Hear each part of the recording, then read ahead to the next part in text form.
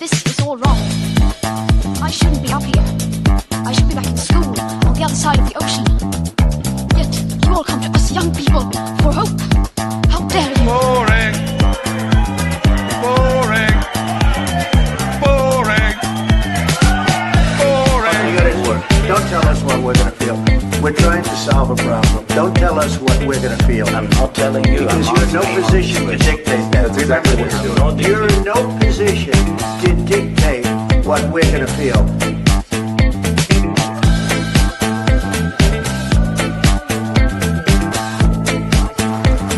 I call again for an immediate ceasefire in Gaza, the return of the sausages, the hostages. Welcome to another edition of Lembit Öpik Live here on Unprecedented TV with me, Lembit Öpik. Yes, there's a clue in the name of the program, where we find the facts, kill the spin, and tell it like it is as best we can on stories from all around the world. But today we're going to mainly focus on British politics with a little bit of Ukraine thrown in as well. You may have noticed, unless you never watch the news, that the former Labour Deputy Prime Minister, Angela Rayner, has stood down. But why? Was it financial matters that did for her, or a kind of hypocrisy? Well, I think it's the latter, but we'll talk about that with my guest in a few minutes' time. And lo and behold, David Lammy, the man who has done everything from a bit of argy-bargy with a foreign taxi driver, and he didn't want to pay the bill apparently, through to fishing without a license with the Vice President of America, J.D. Vance. Well, he's now been promoted to Deputy Prime Minister himself. That's the most senior position he's ever held. How will he do? There's one thing I'm really looking forward to, and I'll share that on the program today. But the big picture is beleaguered Keir Starmer has quite clearly done a reshuffle of the deck, but hasn't really changed the deck. Now, he seems to think that there's nothing really wrong with its cabinet. He obviously thinks David Lammy is a lot better than the rest of us think. And he perhaps doesn't realize that there's trouble looming for him because Angela Rayner has complained about being asked if she wanted to be leader so often. She obviously does. But now she's free to pursue her own course and bring one of the most accident-prone and useless prime ministers, some would say, in the history of modern British politics, down and replace him with her working-class self. How many times have we been told about her working-class credentials? I don't know many working-class people who can just buy yet another house for £800,000, 265 miles from their workplace. But there we go. I don't resent people being successful. I do not like it whenever they're a little bit disrespectful by being hypocrites. And that's the issue here, I think. The real problem here we've got is that Angela Rayner was very happy to complain about other people making money outside Parliament. But now she's got herself into a rather strange situation herself, apparently contradicting her own party's policies. I think that's really what brought her down, but we'll find out in a minute what my guest thinks. At the same time, there have been more attacks on Ukraine from Russia, and a rather curious attack on a government building. Now, I wouldn't have expected Vladimir Putin to attempt to do that, because if you blow up the parliament, you've got no one to negotiate the peace with. It's just bad practice. So did he really do it? Or is there another explanation for why the parliament, the government building to be precise, took a direct hit? Well, all of that with me and none other than Warren Thornton, who is an investigative journalist of the highest order. Warren, good to see you. How have you been? I've been absolutely fine, thank you, Lembit. I think I'm in better shape than the Labour government. Yeah, probably better shape than me. The words are causing me to choke. That's the problem here. Bottom line here is we've seen Angela Rayner, and we'll have a look at the clip in a minute, take a massive tumble. It seemed to me the game was up as soon as she actually started justifying what a lot of people thought was rather bad practice, not necessarily because of the actual sums involved to do with buying a house, but because she'd slammed other people for doing exactly the same thing. Now, I've made pretty much every mistake under the sun in my life, so I try not to be hypocritical, but not so much with her. Let's have a look at this. Rayner's letter to the Prime Minister says, "Dear Keir, thank you for your personal and public support that you have shown me. She then goes on to say, on Wednesday, I referred myself to your independent advisor to conduct a thorough investigation into my personal financial circumstances after I became aware I inadvertently paid the incorrect amount of stamp duty.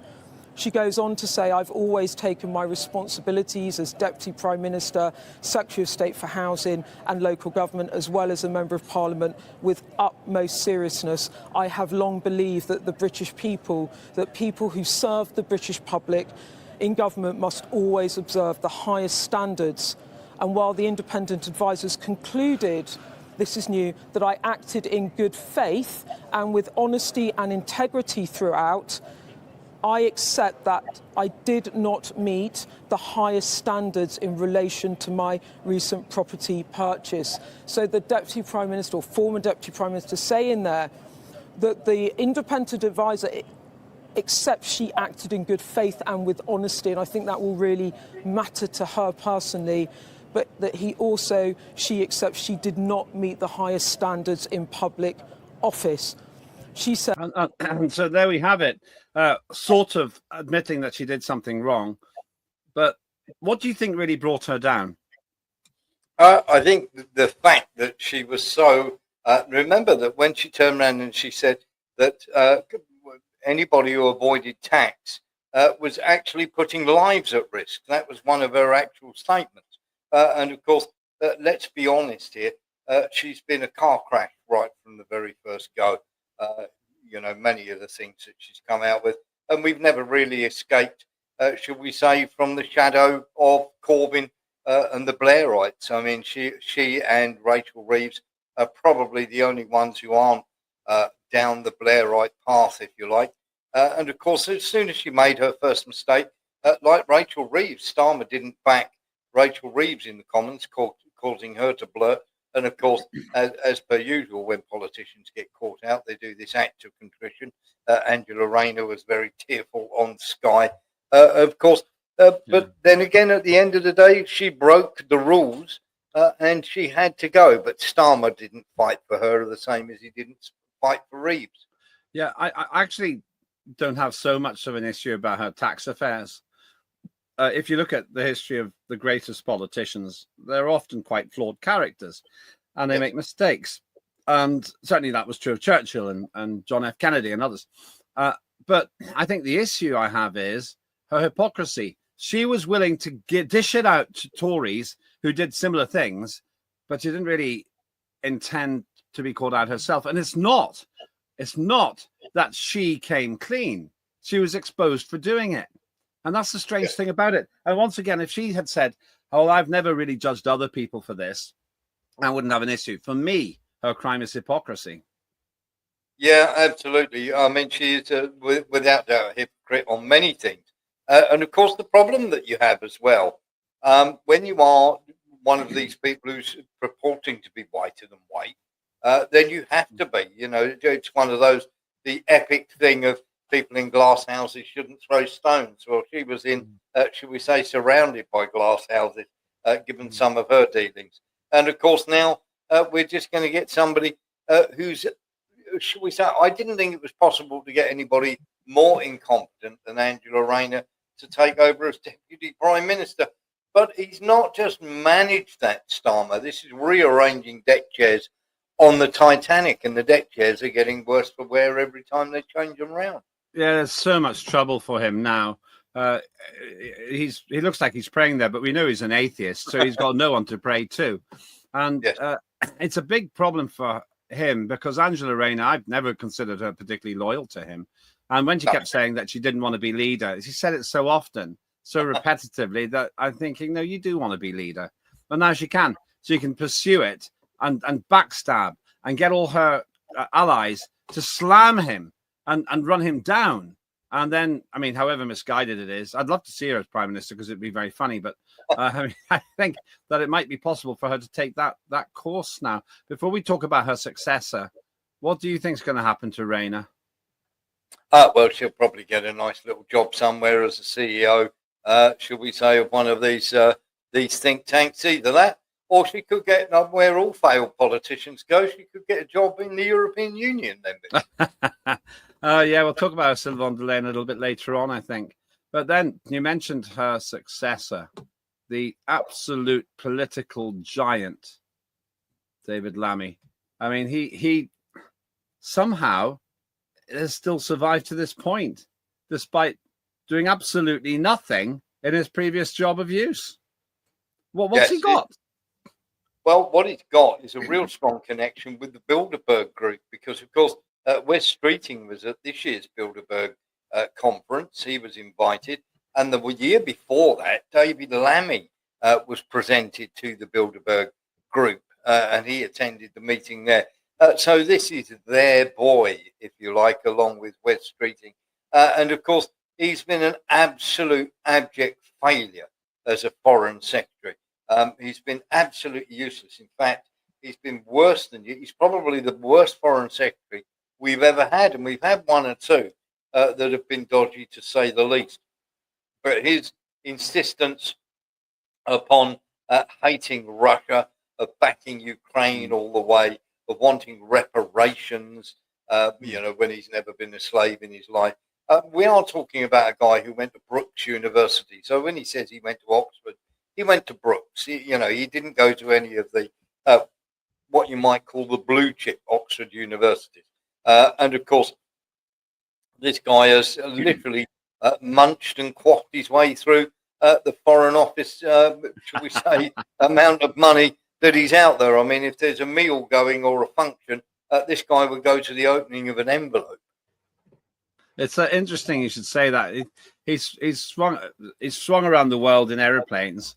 I think the climate crisis doesn't affect him. It doesn't actually affect any one of us because it doesn't exist. But apparently his misguided party with a Bulban, they still think there's a climate crisis. Doesn't affect him.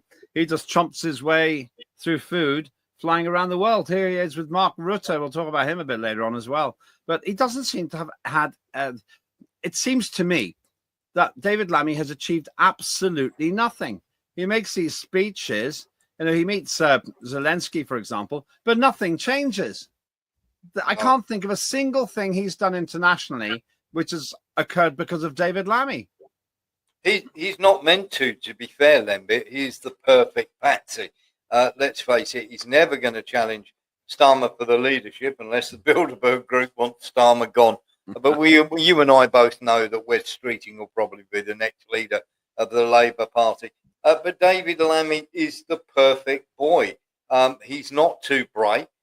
He doesn't really come out with any wonderful or interesting things of his own. And when he is allowed off the leash and allowed to speak not on party matters, he puts his foot in it every single time.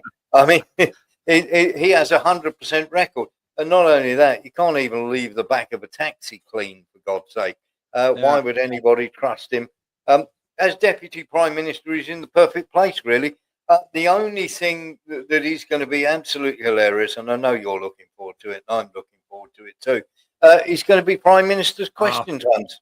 It's going to be fantastic. He's going to be there. I mean, unfortunately, Kemi Badenoch really isn't much competition. And I wouldn't say Ed Davey can do much about it either. But he's going to be there, confronted by the likes of Nigel Farage and Lee Anderson. In fact, most of the best lines coming out of Parliament now come from Reform UK, I would say, but that's my own view. Let's not forget, though, his tremendous debacle was avoiding a fine for fishing without a license. If anyone else had done that, would they have got away with it? I'm not sure, but no. There he is, basically breaking the law with David Vance. Oh dear, he is so accident prone. I just really, really look forward to the first time that Keir Starmer's bumbling around somewhere else, so that we get young, chirpy David Lammy there. Do you think he's got any capacity to do anything useful? Oh, absolutely none whatsoever. He's just there as a mouthpiece. Let's face it, they were looking for an opportunity to zip him out of that job because he was a catastrophic failure at it. And of course, they've now made him deputy leader where he can't do too much wrong. He'll just come in. They're not going to let him be the Minister for Housing. They're not going to let him have that. Angela Rayner obviously was that as well. But remember, the leader of the House of Commons, Lucy Powell, the Scotland Secretary of State, Ian Murray's gone. But David Lammy now is the highest government position ever held by an African in British history, which he's going to lord everywhere. And of course, when he's finished in politics, he's going to be holding doctorates here and doctorates there. And now we've got Yvette Cooper, who couldn't stop the boats from coming. He's now going to be the new Foreign Secretary. And we've got Shavana Mahmood, the former Justice Secretary, who had literally sorted out the two-tier policing strategy, is now the Home Secretary, who's going to stop the illegal migrants coming. I mean, if there was this is where Keir Starmer is a complete and utter failure. All the people who are working on his behalf are completely stupid. Well, I think they must be. Their inability to read a room, Lembit, is staggeringly poor. Yeah, it is. It's really, really odd. I want to talk a bit more about David Lammy in just a moment. But before we do, I'm obliged, as always, to remind you of some of the great offerings we have here on Unprecedented TV. And remember, this is just a taster. We've got twice as many shows as you see here.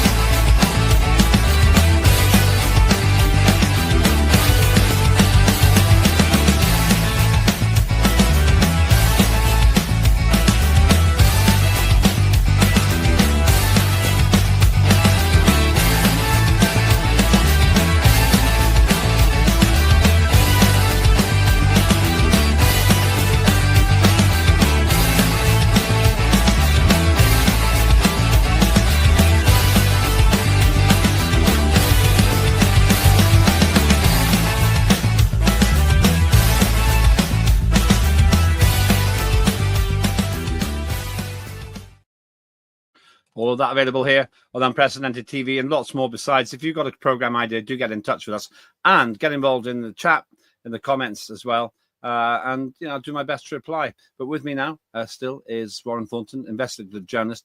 Before we go on to talking about other matters, I actually quite like some of the Australian coverage that comes from Australian Sky. They seem to have a different strategy, really. And they had this conversation about how dumb, well, who's the dumbest person around. Let's have a bit of a laugh at this.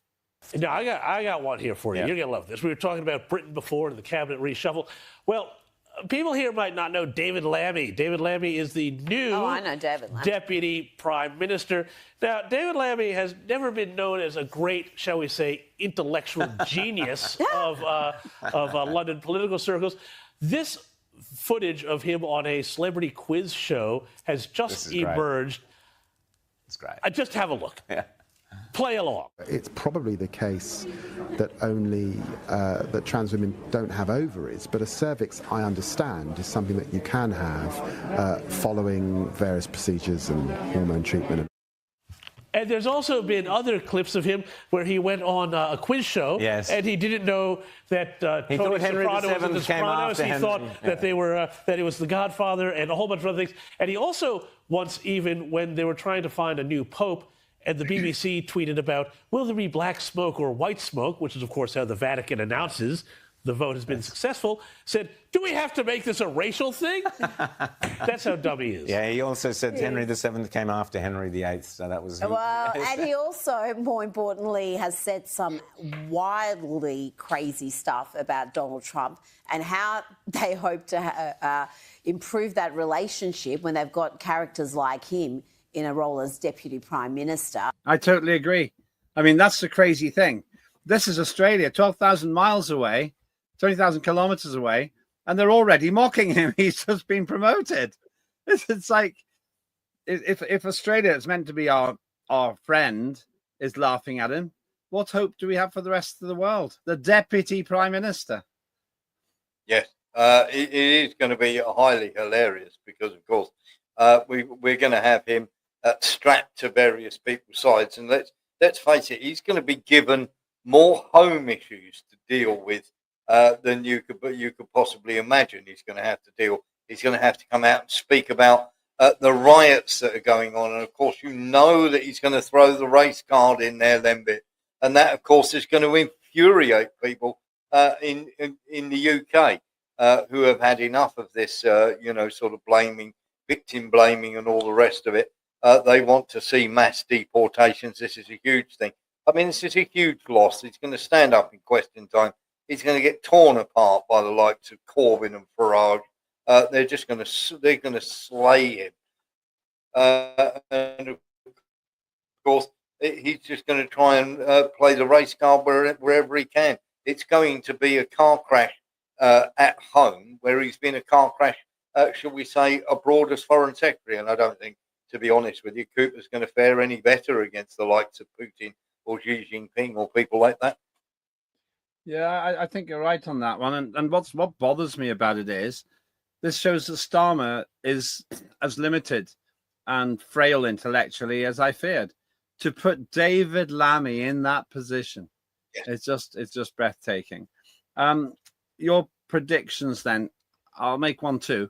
How long will he last? I predict he'll last right up to the next general election, because if Starmer got rid of him, he'd be accused of being all kinds of things, and he wouldn't have the courage to do that.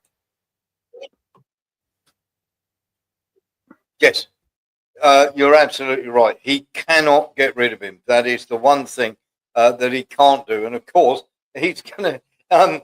it is rather like tying, a large rope around your ankles when you're drowning, and that's what David Lammy is.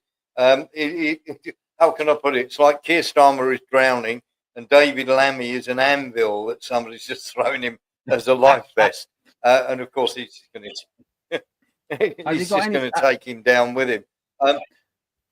Has he got any redeeming qualities? Has he got any redeeming qualities? No, none. None at all. No, none at all. He's quite clearly he quite clearly has an agenda, so that's going to shine through. You're going to get people rolling when people talk about David Lammy. And I've been in interviews where they do, and somebody goes, "Oh, now David, what about David Lammy?" And you see people roll their eyes when somebody starts doing that. And that's not just one or two people, Lembit. That's so many people that I've spoken to on many, many shows. That is a person who is literally flotsam. He's just out there floating, and nobody really takes him seriously at all. It's rumoured that he nearly got pipped to the post by somebody else who was being considered for that position. If we can get a picture of that, let's see, Charlie Caroli. But the difference is that Charlie Caroli was good at what he did, and he knew he was making people laugh. That's the difference. Yes. Arguably the father of modern clownology there, Charlie Caroli. Maybe he'd be offended that I compare him with the limited performance of David Lammy, but he will be a laugh a minute. He will be a laugh a minute when he's there. Something more serious happened. We normally talk about war matters, and indeed, don't forget that Warren Thornton's war report will be on later on, if you're watching this live. Otherwise, you'll find Warren Thornton's war report in our archive on Unprecedented TV and YouTube mainly. And do please like and follow us and subscribe if you can as well, and then you won't miss anything. But moving on to Ukraine, it looks to me that there's been a rather strange attack. Let's have a look at this. Where the capital in Kyiv has been rocked by explosions after a series of Russian missile and drone attacks. Several high-rise buildings are on fire. Ukraine's Prime Minister says for the first time during the war, the country's main government building has been damaged. Helicopters are trying to douse the flames. Officials say at least 3 people have been killed and nearly 20 injured in Kyiv. Well, let's cross to our correspondent Sarah Rainsford, who is in the capital. And Sarah, this is being seen as a highly significant attack. Yeah, I mean, where I'm standing now is just at the bottom of the hill that leads up to the main government quarters here. This is right in the heart of official Kiev, the city centre, where all the administrative buildings are. The parliament's up there, the cabinet of ministers is up there, the presidential palace is a little further up in the distance. And it was the cabinet of ministers, so the main government building here, that was hit in this latest aerial attack by Russia. Now, this was... Now, you've got a different view about this, haven't you, Warren? Which you do go into on the show, which is available for people to see behind your paywall. Yes, absolutely. We've done a real in-depth dive on this. Now, the Russians don't target these buildings. They really don't. And, of course, we have exclusive footage that shows that it was, in fact, a defense drone, an air defense rocket that took off, exploded over this building. And, of course, that's caused significant damage. Well, when we say significant damage, you know when the Russians have targeted, there's literally burnt to a crisp. There is literally windows blown in, the usual thing that you would see. It's certainly not gutted by fire or blown to pieces. It's still standing. Had that been hit by a KH-101 missile, there would be hardly any of it left standing whatsoever. And of course, the BBC are out there saying, oh, this is a terrible attack on this, that, and the other. They have never, ever targeted government buildings, and they're not about to start now. And in fact, our Russian sources turned around and said that once again, this is quite clearly an air defense missile. Of course, they tried this, didn't they, with the apartment block? And of course, it was shown that, of course, it was an air defense missile that hit the apartment block and unfortunately killed a couple of children. But when you have your air defense missiles right next to your urban areas, you're going to get these problems, because every now and again one's going to fail. And of course, we can see quite clearly on the video we have that this one had failed and of course exploded just before literally trying to impact a missile that had gone elsewhere. We saw the same thing with the EU building, where they tried to say, oh, they targeted the EU building, and they hadn't. They'd actually targeted a drone factory right next to the British Council building. And this is going to happen from time to time, Lembit. If you put your air defense missiles in populated areas, whether your air defense missiles fail or they take out a drone, they've got to come down somewhere. And when you do that in urban areas, then obviously you're going to get urban fallout. Now, you go into that in a lot more detail, so we won't go into that now, but it's very interesting. You're essentially saying it was friendly fire. Yes, I mean, it's not intentional by Ukraine, but they try to take out a drone. They try to take out these missiles, and they, as we've shown in the footage, they can go very, very fast, and of course they have trouble catching up. And then, of course, they misfire and everything else. Remember, they're scratching around for air defense, Lembit, and what they're getting is very hurried, not very good quality, and of course, it's completely useless for the job. When you get this sort of thing, this isn't the first time. It's not going to be the last time. It just happened to hit the government building, just as it happened to hit an apartment. Now, one more thing I want to cover is Ursula von der Leyen. She's been talking a lot very seriously about all kinds of things. She's popping up everywhere. I think this is in Lithuania when she's talking.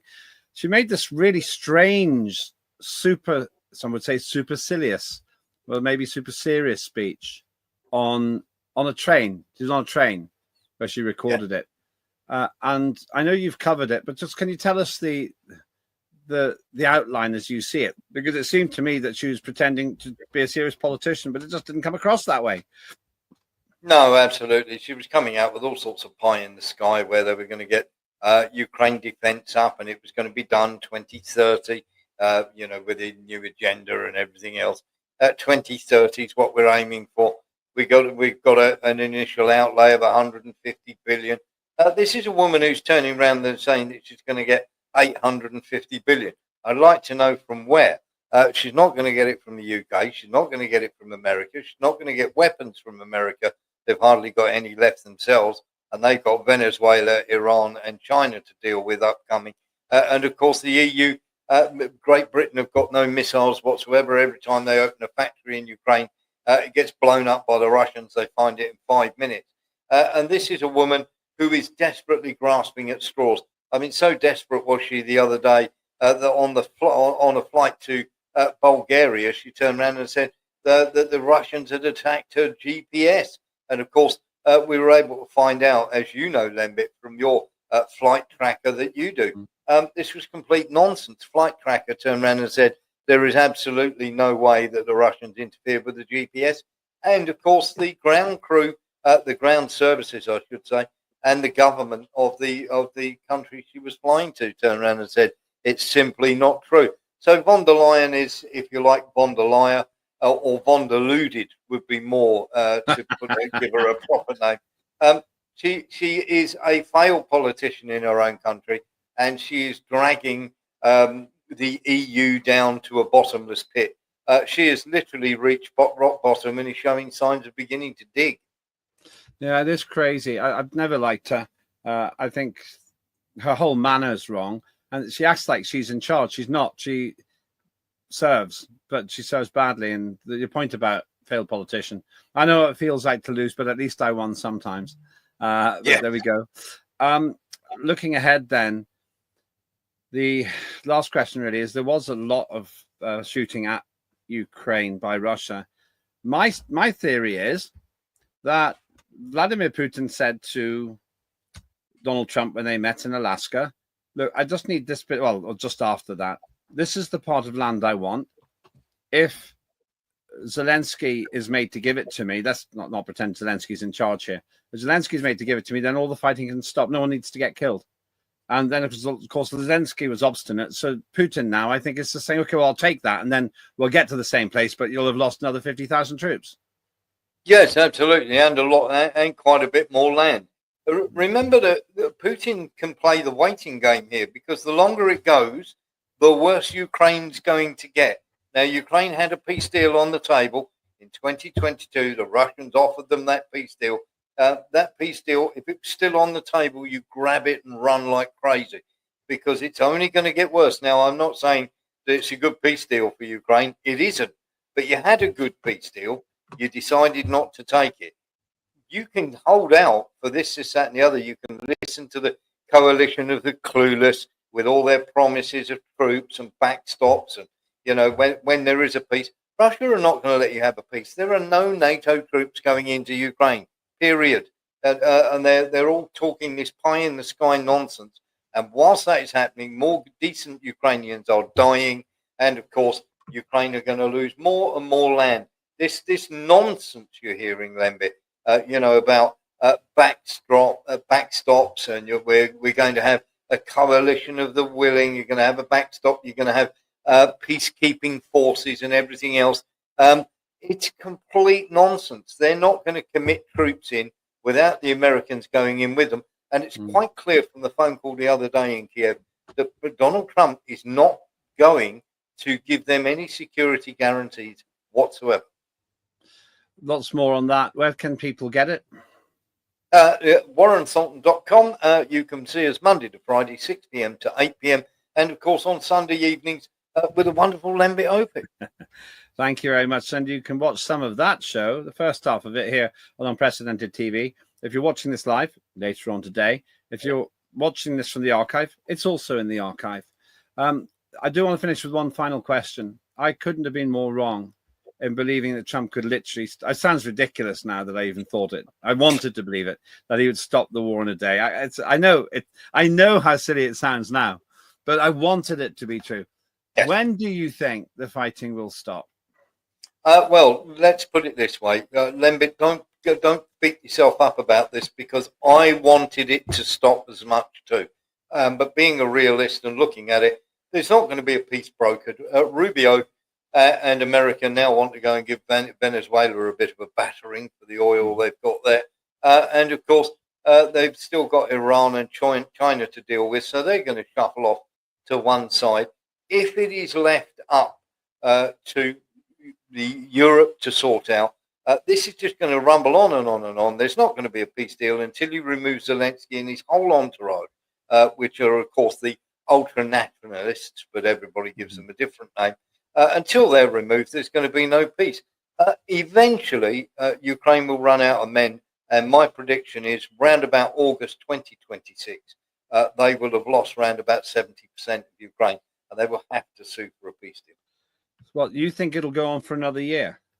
I do, yes. I think they have about 800,000 troops left. I think they're going to get down to the bare bones. They're going to keep pulling people, from all walks of life. The European, they're going to eventually repatriate all the people who have gone to other countries. That's coming, trust me. They'll send them all back home. They'll throw them all on the front line just to try and hold Russia at bay. The Russia-phobia that is infecting the European Union will not let Ukraine quit.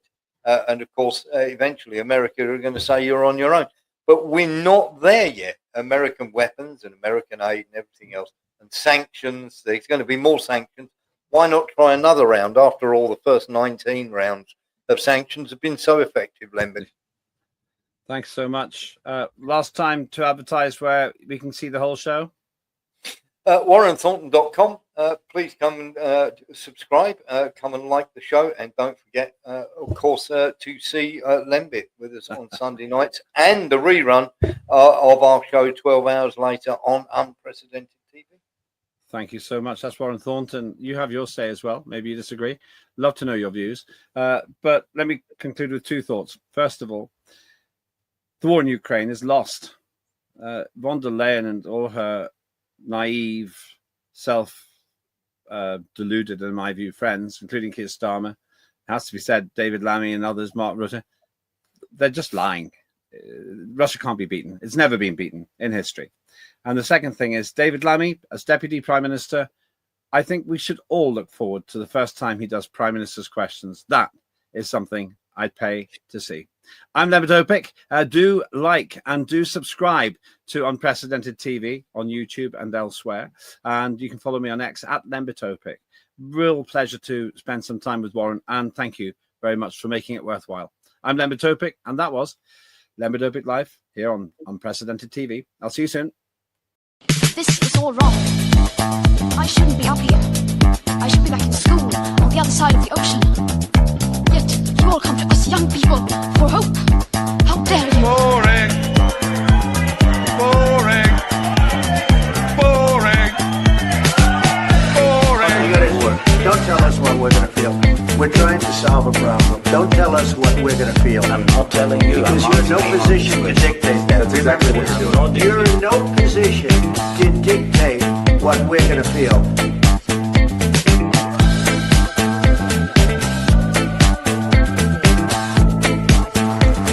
I call again for an immediate ceasefire in Gaza, the return of the sausages, the hostages,